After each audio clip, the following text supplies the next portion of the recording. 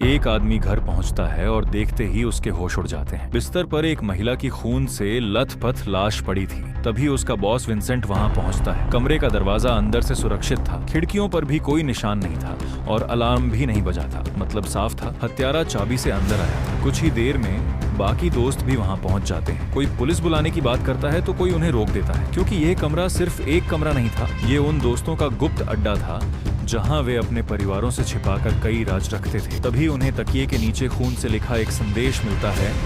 अब सभी को शक होने लगता है कि शायद उनमें से ही कोई झूठ बोल रहा है। वे अपनी अपनी चाबियां दिखाते हैं, लेकिन एक दोस्त अपनी चाबी दिखाने से बचता है। पूछताछ करने पर वह कबूल करता है कि उसकी चाबी एक सुनहरे बालों वाली लड़की के पास थी। अब शक उस लड़की पर जाता है, लेकिन तभी एक प्रॉपर्टी एजेंट का फोन आता है और वह बताता है कि इस कमरे को सारा नाम की महिला बेचने वाली थी। सारा का नाम सुनते ही विंसेंट के चेहरे का रंग उड़ जाता है, क्योंकि सारा के साथ उसका गुप्त रिश्ता था और कुछ समय पहले सारा ने उसे बताया था कि वह प्रेग्नेंट है। पिछली रात विंसेंट उसे इसी कमरे में लेकर आया था और रिश्ता खत्म करने की कोशिश की थी। अब सभी की नजरें विंसेंट पर थी। विंसेंट लगातार कहता है कि उसने सारा को नहीं मारा, लेकिन तभी उसे अचानक चक्कर आने लगता है और वह बेहोश होकर गिर जाता है। जब उसे होश आता है तो उसे दिखाई देता है कि उसके बाकी दोस्त दस्ताने पहनकर कमरे में कुछ कर रहे हैं और तभी असली सच्चाई सामने आती है। सारा की मौत शुरुआत में नींद की गोलियां खाने से हुई, लेकिन माइक ने सारा की लाश को